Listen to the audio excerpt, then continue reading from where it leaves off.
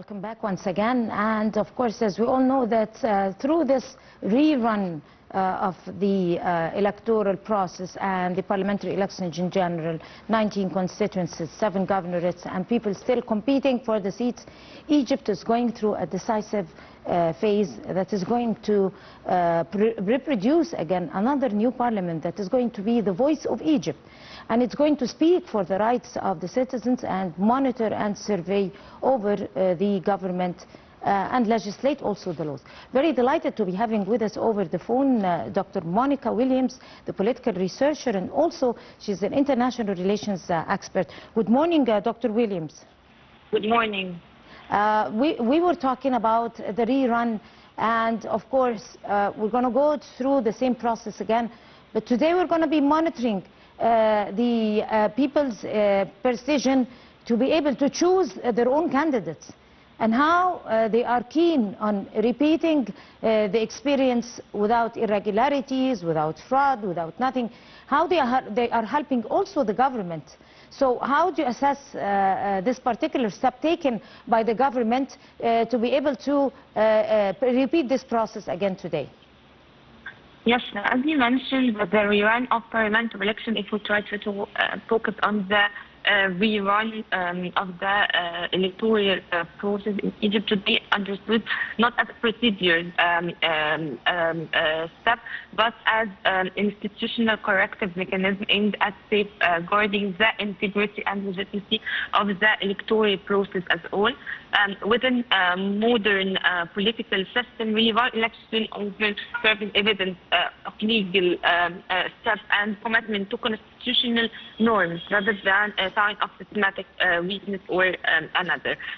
If we try to focus on the legal foundation of rerun, which is taken in a number of districts followed rules by the National Election Authority, this reflects the primary of law, where judicial oversight operates individually of political timelines or electoral competence.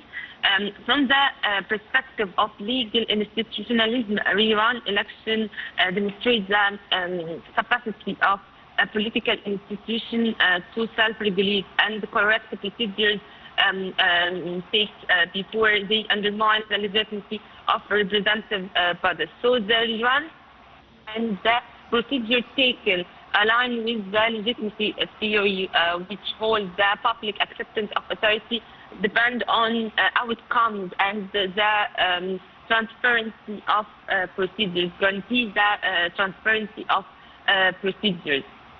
Right. You are an international relation expert, and you can easily analyze how people are in full realization of the importance of this phase in the life of Egyptians, in the sense of repeating the runoff itself, the insistence and persistence of transparency when it comes to casting your vote. Do you sense that citizens are very keen and they are in full realization of the importance and sensitivity of repeating this experience? Of course, I want to focus on that the rerun election is a reflection of citizen political awareness. So the very content of rerun election reflects a growing level of political awareness among Egyptian citizens, if we try to Egyptian abroad or internal.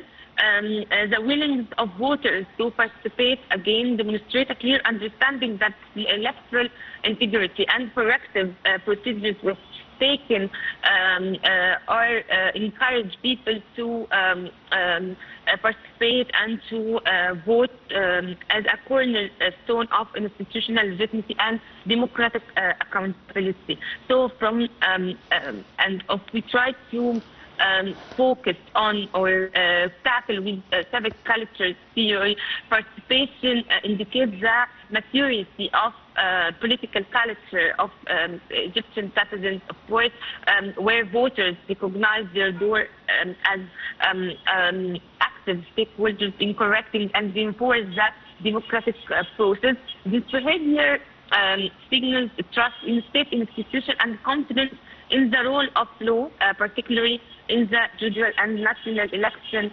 Authority. Moreover, the Iran elections transform citizens from passive resistance at the beginning of the first phase, for instance, to a partner in institutional correction. So this rerun reflects the awareness and encourage people more to engage to the procedure as well. Voters contribute directly to changing the upcoming House of Representatives from legal disputes and political process. This reinforces the concept of shared responsibility between the state and society in building representative institutions. Right. Let's take it the other way around. The effect or the reflection of the runoff, again, and repeating this experience on the candidates themselves and how they are running their political campaigns. Not the political campaigns now that I'm talking about, but how they are handling the electoral process with their teams, being transparent, being clear about their promises to the citizens, having real programs, updating their political knowledge and everything, since they became sure that entering the parliament and becoming a member of parliament is not a joke, it's not a game, and it's a huge responsibility. Of course, the impact of rerun elections on candidate behavior, we can, or electoral dynamics as well, it creates fundamentally different political environment if we try to compare between the first phase or the second phase. It's open for the first phase. For instance, there is a space for maneuvering and exploring political messages.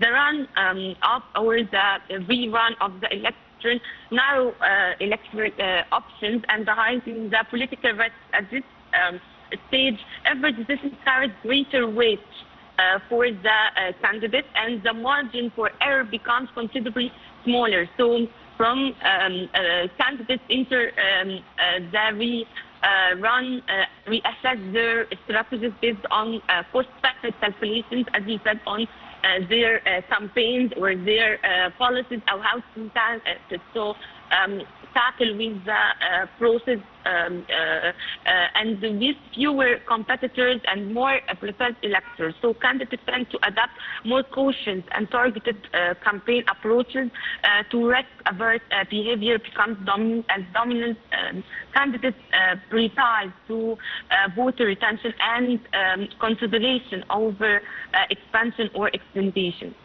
Exactly, at the end of the day. Of course, Dr. Monica Williams, the political researcher and international relations expert, thank you so much, and you have a good day.